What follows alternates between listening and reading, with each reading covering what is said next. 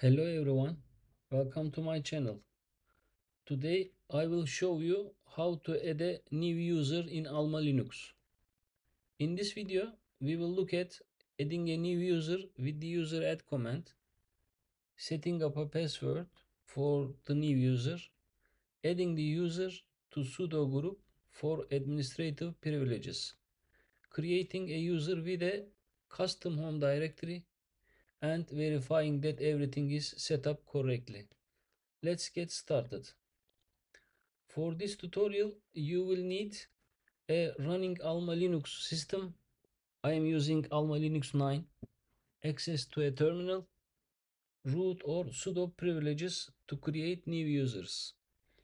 The most basic way to create a new user in Alma Linux is using the user add command.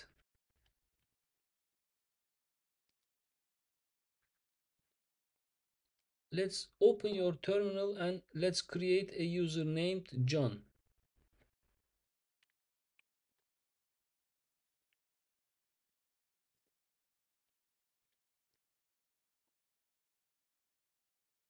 We are entering password for our own username. That's it. The user John has been created with default settings. However, this account doesn't have a password yet. So let's set one with the passvd command. You will be prompted to enter and confirm a new password. Once done, the user John can log in with the password you have just set.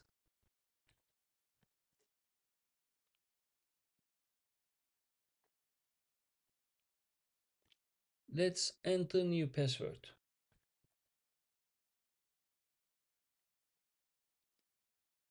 If you enter bad or weak password, you will get notified for this, but you can continue to enter.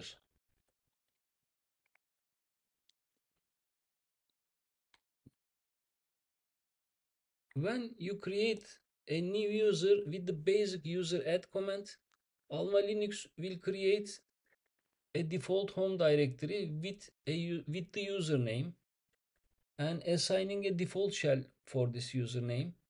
Create a private group with the same name as the user and set default expiration settings.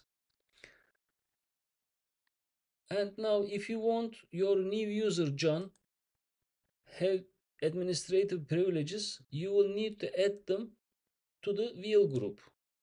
There are two ways to do this. The first one is adding the user to the wheel group after creation, as we did now.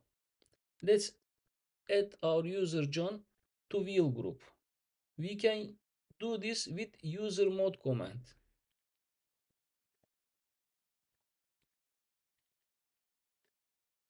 Dash A and capital G options and group name. Finally, our username. Okay, we add our user to wheel group. The second way to do this is adding the user while creating at the beginning. You can do this with user add command also. User add command, this time not user mod command. Capital G option, group name and John. This command, user add command, will create our user John, or let's say another name. Mike will be created and will be added to the wheel group at the beginning. Okay. Now John has sudo privileges and can run commands with administrative rights with sudo. Let's create another user with custom settings this time. Let me get the command for you and paste here. Okay, let's look our command. Sudo change us our permissions to the administrative rights. User add command will add a new user. Dash M option creates the home directory if it doesn't exist. Dash D option sets a custom home directory path. This time we are creating a user named Mary, and we want Mary's home directory named as marketing Mary. I mean custom home directory. And dash S option sets the default shell. Dash C option means comment. We are entering user full name and department. And also, as you see, capital G option will add our user Mary to the wheel group. Let's run this command. Okay, this command also has been created. I want to remember you that don't forget to enter password for Mary. Sudo passvd Mary.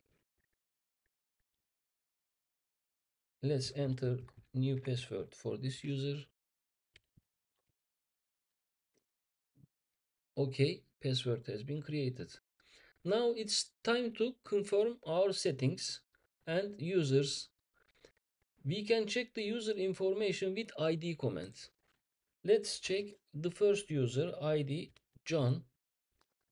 As you see, user John has been created with user ID, and user is also member of wheel group.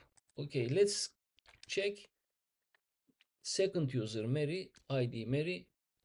User has a UID, and this user also is a member of wheel group. Now let's check these users home directory names. We can do this with ls command.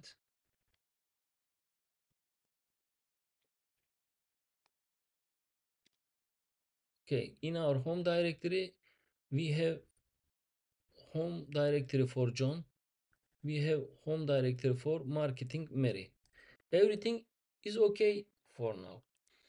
Now I want to check that if John is really has administrative privileges. Now we are switching to this user. We are I am using su command. Switch user means I am switching to John's account. So I will enter John's password now.